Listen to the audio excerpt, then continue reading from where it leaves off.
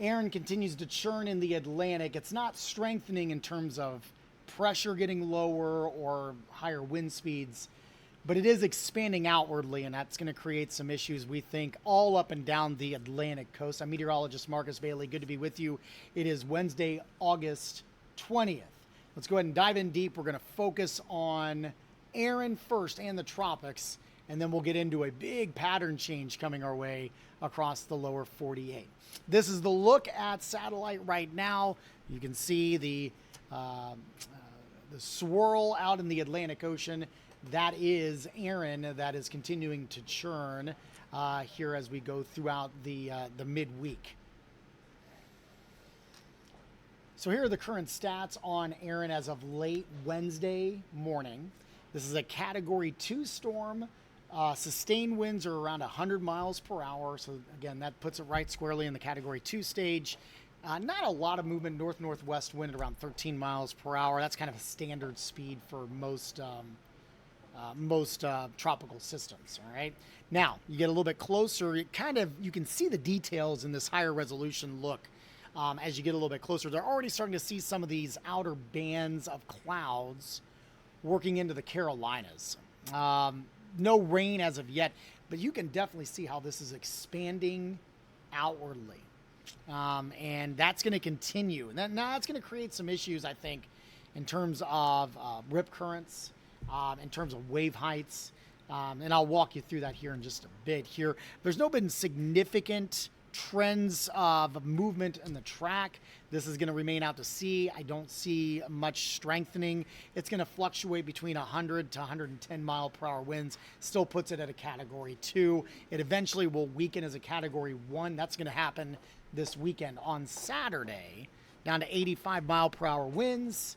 And that's going to continue to just kind of churn out to sea into the northern Atlantic. So no official landfall. So that's the good news here. These are some of the tropical storm alerts. There's actually a tropical storm warning basically from central New Jersey. All right, so you can get up to Toms River area, Stafford. That's middle Jersey, stretches all the way down through the Carolinas.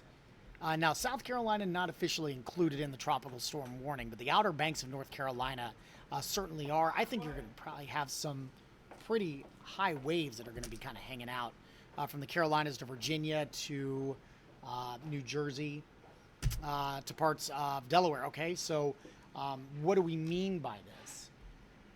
I think the brunt or the worst of the wave height obviously is going to be well out to sea.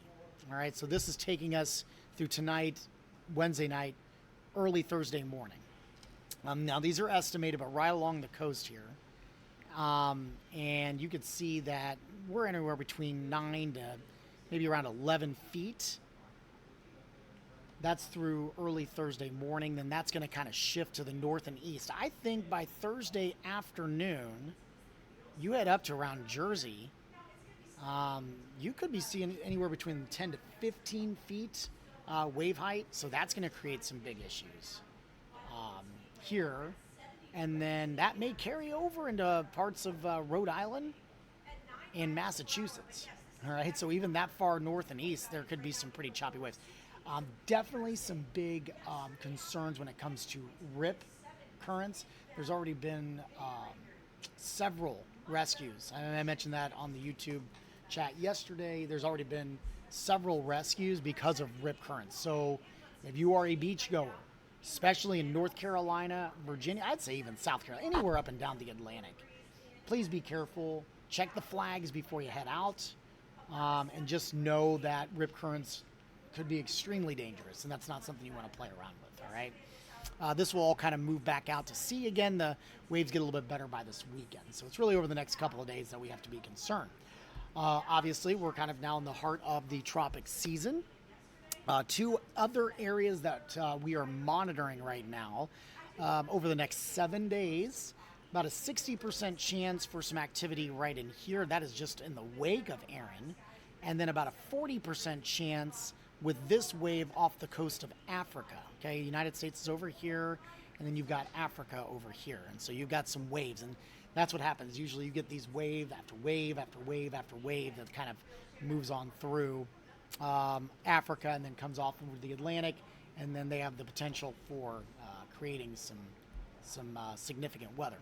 Big pattern flip coming our way. We are already seeing some temperatures trending down across our area after a cold front moved through. Look what happens by next Monday.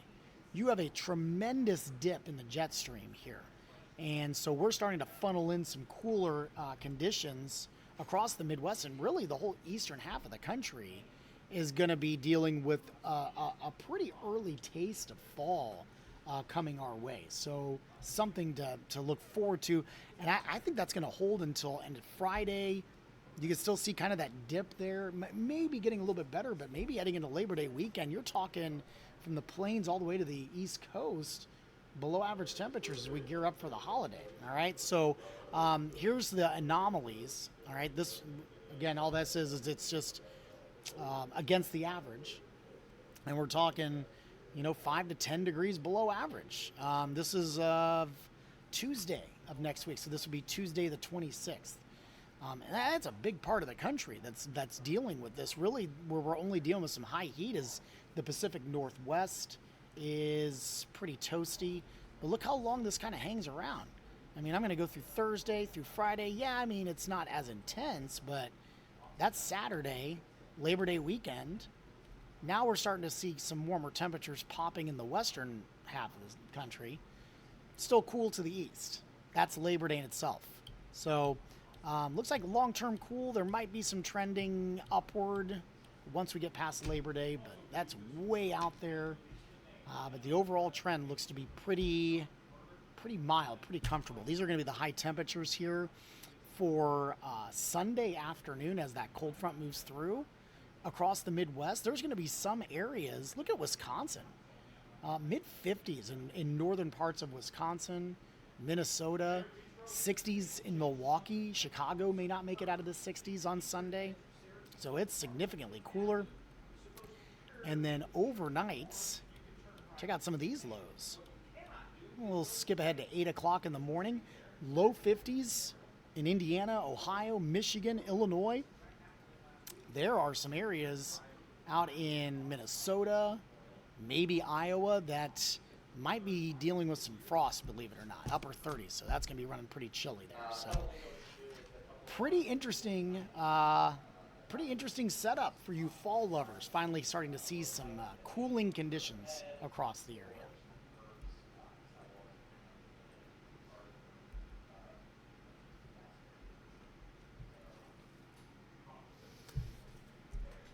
Thanks for watching the forecast. We always appreciate comments, likes, and subscribes. We'll have another update coming your way later this week. Have a wonderful week. We'll talk to you soon, and God bless.